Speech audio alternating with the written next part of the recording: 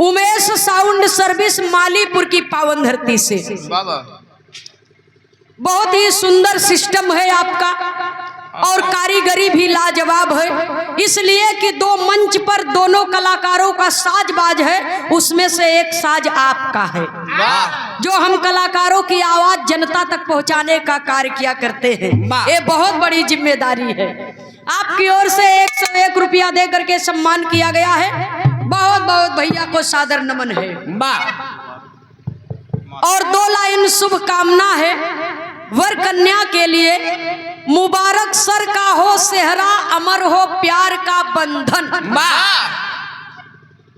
मुबारक माथे का चंदन, अमर हो प्यार का बंधन। चिरंजीवी रहे दूल्हा, गले की हार हो दुल्हन।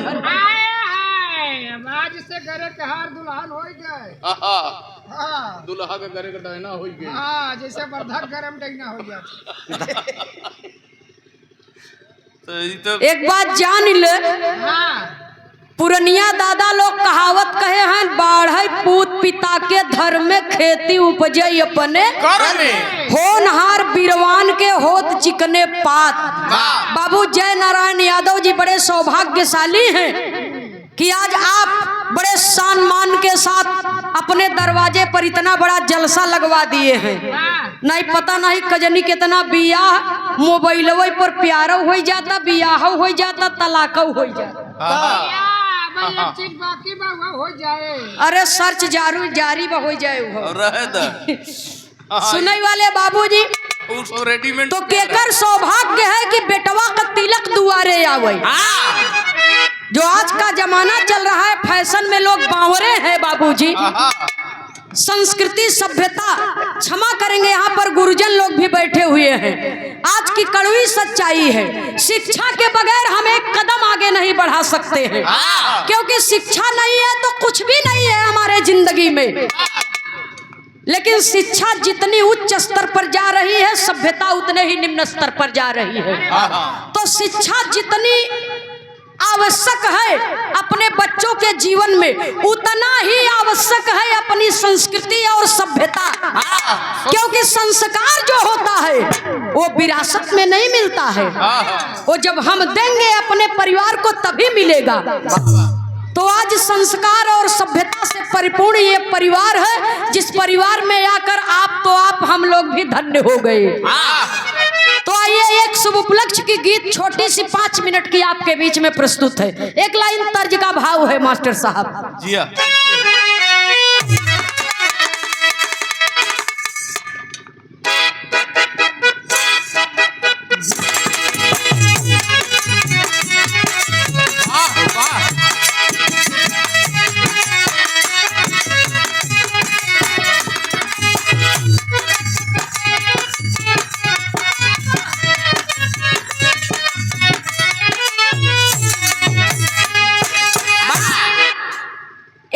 हिंदुस्तान की माताएं बहनें गाती हैं बाबूजी।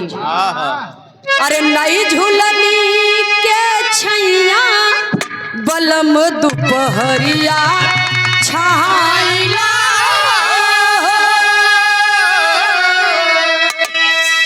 फिल्म काला पत्थर में हीरोइन अपने हीरो से कहे रही।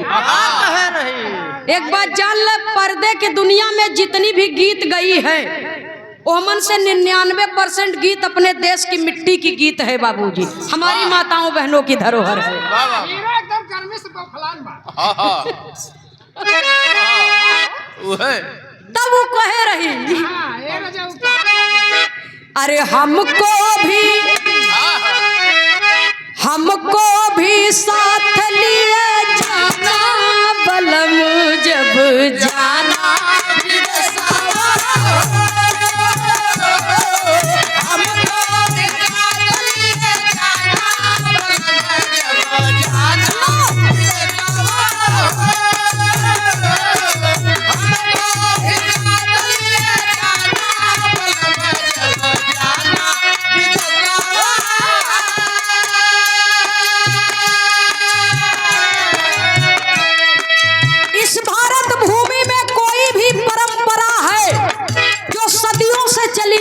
है, उसके पीछे कुछ न कुछ कहानियां हैं, रहस्य छिपा है।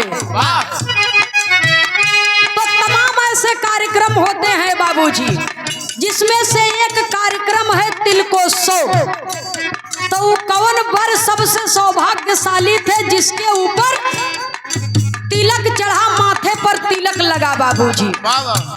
तो एक गीत आपके बीच में प्रस्तुत है, कहना है क्या भंगिया में मस्त रहे भोला, दुआरे तिलक हरू कटोला।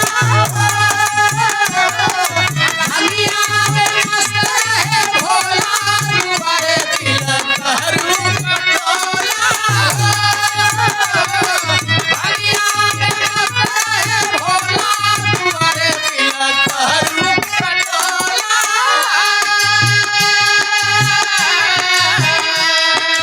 अंग विभूति गले सरपन के माला, अंग विभूति गले सरपन के माला, अंग विभूति गले सरपन के माला। कनवा में बिछुअन के कुंडल निराला, कनवा में बिछुअन के कुंडल निराला, कनवा में बिछुअन के कुंडल निराला।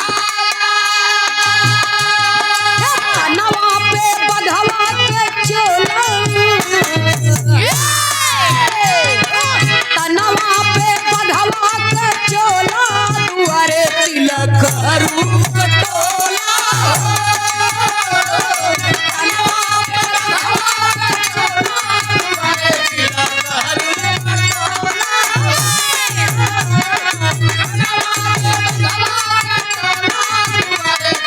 हरू कटोला।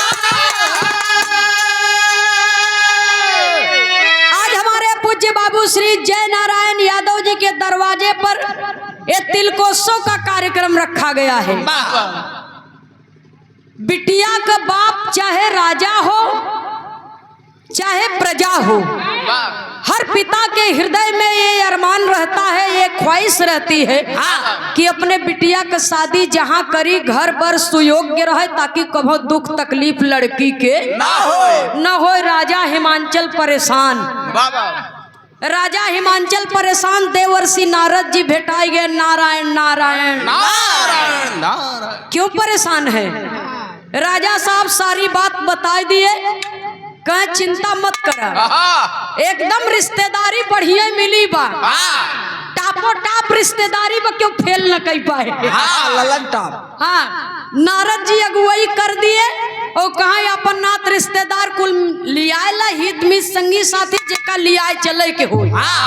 लड़का फेल पास करे के आवश्यकता नहीं, न पास है बा, कच्ची देखवारी से मतलब नहीं ना। हम अगुवाई फिट कर दिए है, डायरेक्ट तिलक लेके चले। हमार काम कुल पक्के बा। और जब तिलक ले करके पहुंचे बाबूजी कैलाश पर्वत पर, तो इसीलिए लिखा गया भंगिया में मस्त रहे भोला, दुआरे तिलक हरू कटोला। कहा नारद लड़कवा बोलो आवा।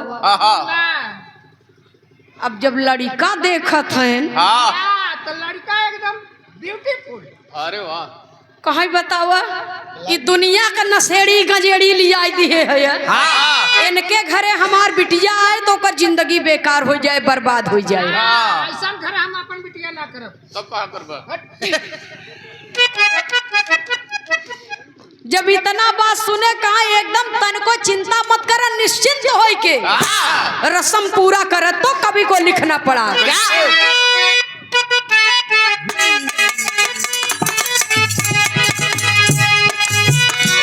अरे सनवा हिमांचल का सारी जमतिया, सनवा हिमांचल का सारी जमतिया, सनवा हिमांचल का सारी जमतिया।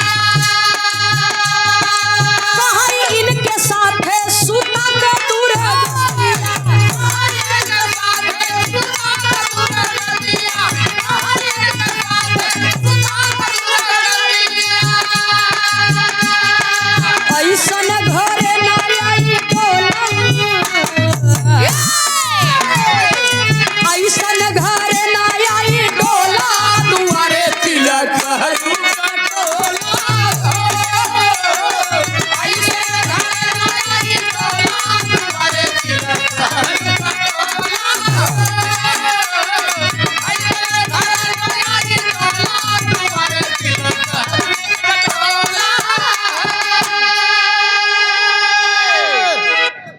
नात रिश्तेदार में जो एकाक दू ठी पुरनिया रहे हाँ कहाँ ये बतावा राजा साहब तोहरे लड़की में कुछ कमी बा कहाँ नहीं कहाँ कौनो अंग भंग नहीं न जोखिम तो नहीं न कहाँ नहीं कहाँ ये तब कौने घरे और का देख के लड़का पर अपने लड़की की शादी तय करते ये पहाड़ देख के का देख के बियाह तय करते सुनई वाले बाबूजी तो आज से नहीं भाई जमाना से बा कि रिश्ता देखा भैया तो देख सुन के बढ़िया से कर दबाव में रिश्तेदारी ना करे के चाहिए न करे के चाहिए कहीं ऐसन घरे डोला न आए हमारे लड़की के इनके संगे हमारे बिटिया के दुर्गति बा और तब तक हुआ क्या बाबूजी देवर्षि नारद जी कहते क्या है अरे नारद पकड़ी के प्रभु के लिए आवे मर्यादा की सारी बतिया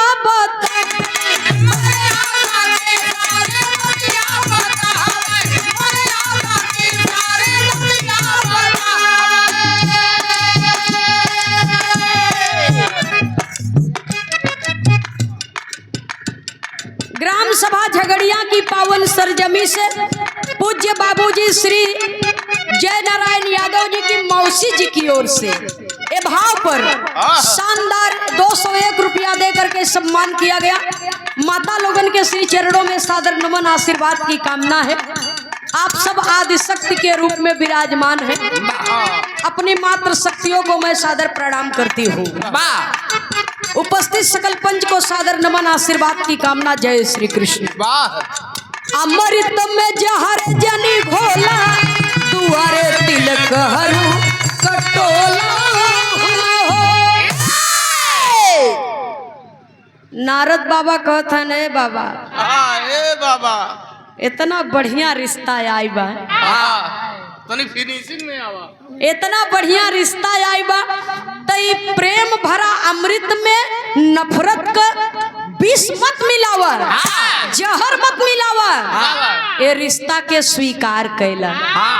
तनी अपन चेंज करा रूप लड़की भी टाप बा। अरे वाह ये रिश्ता के स्वीकार कैल कोहो मास्टर साहब बिना देखबे तोहारी दशा बा। हाँ टीवीया में सुने रहे अच्छा टीवी में देखे रहे ना वो देखत देखत तो तूने गवा दिए भैया हो राजा हिमांचल अपने मन में बहुत सोच विचार किए। अंत में देवर्षि नारद जी के कहने के अनुसार निर्णय लिए और बड़े प्रेम पूर्वक से करते क्या है क्या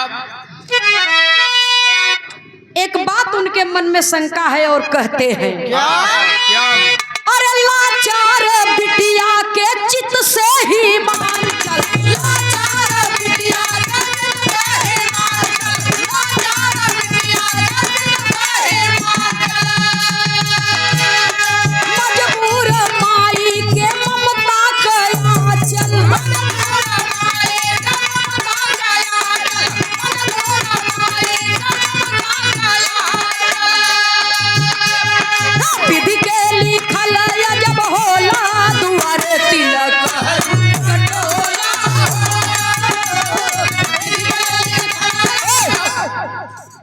लाचार बिटिया के चित्त से हिमांचल बिटिया बेटवा के खुशी बदे संसार बाबूजी का से का कही जाता।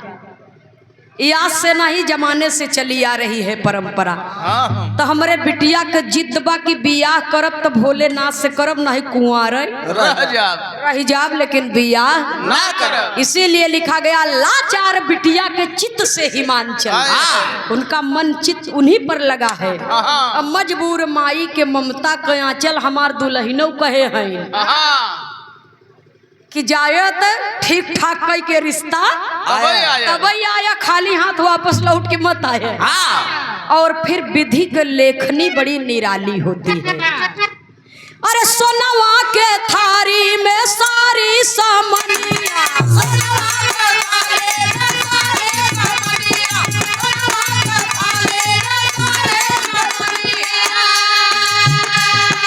तिलक चढ़ावे हिमांचल जी गलिया तिलक चढ़ावे हिमांचल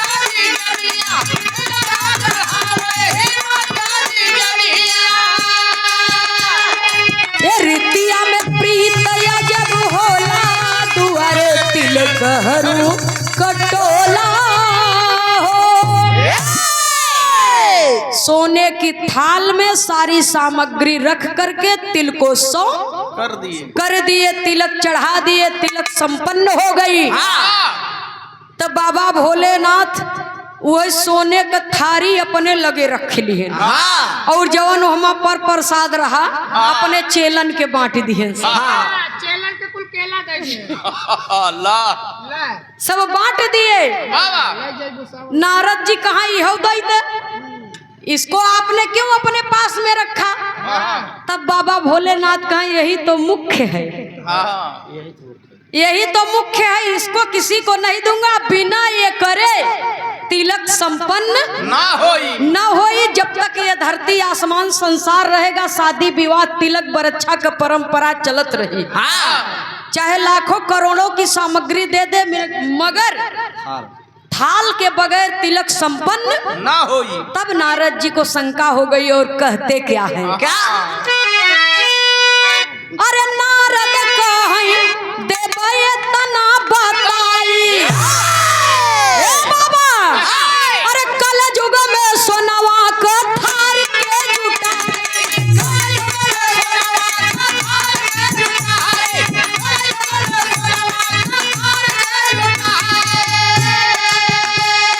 कैसे तिलक चढ़ी भोला, कैसे तिलक चढ़ी भोला, तुम्हारे तिलक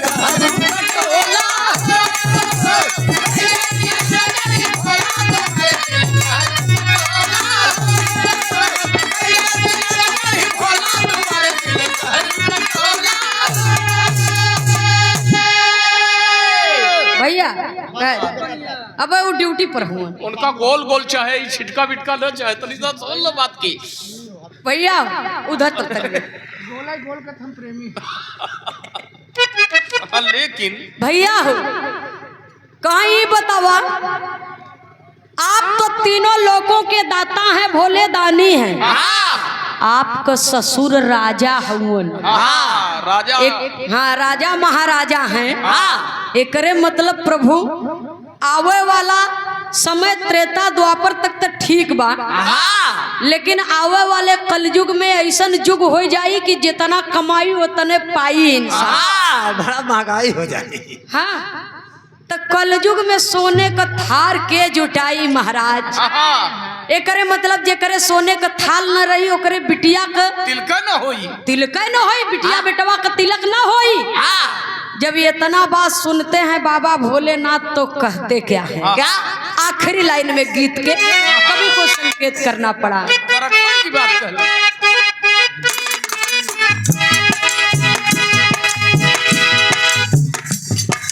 मंगल का है शिव बताव जी करिया,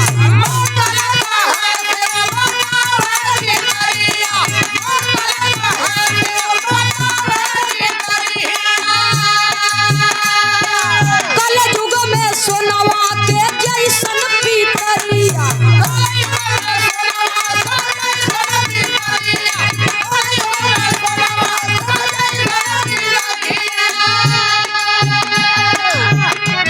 देवर्षि नारद जी चिंता मत करिए, कलयुग में सोनवा के जैसन पितरिया, कलयुग में सोने से भी भारी पीतल होगा, उसकी कीमत उसकी कदर इतनी बड़ी होगी। अरे आज का बात छोड़ा, आज तो सोना से मांगा चांदी बात। लेकिन पीतल की कदर जो है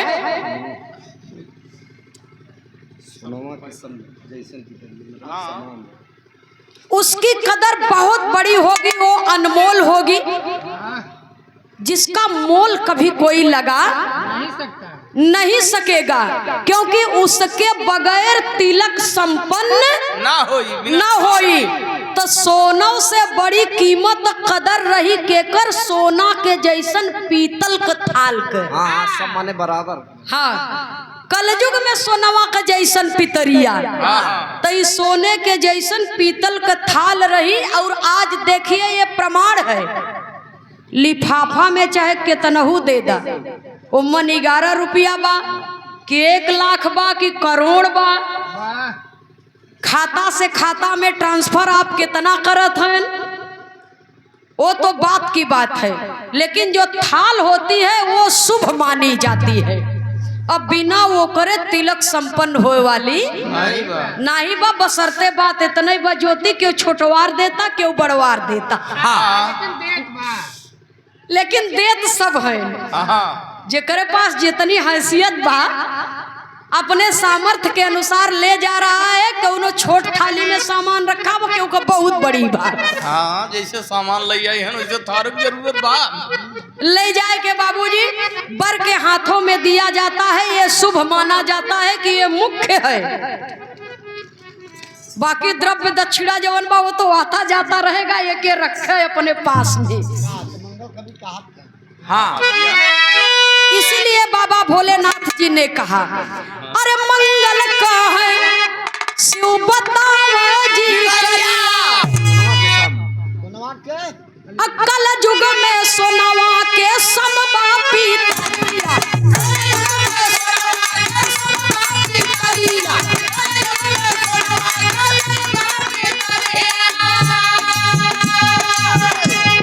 नंद लिखे महाराज प्रथा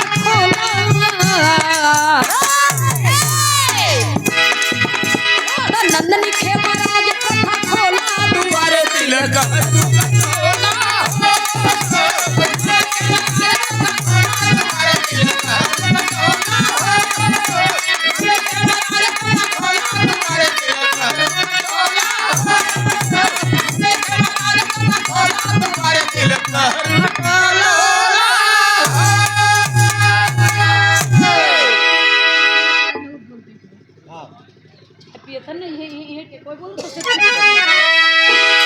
भैया ठीक है आराम से पी लो तबले हम 1 मिनट आपके साथ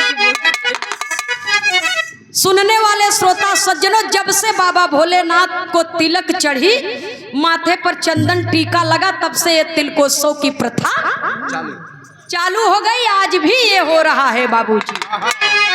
अरे भंगिया में मस्त रहे भोला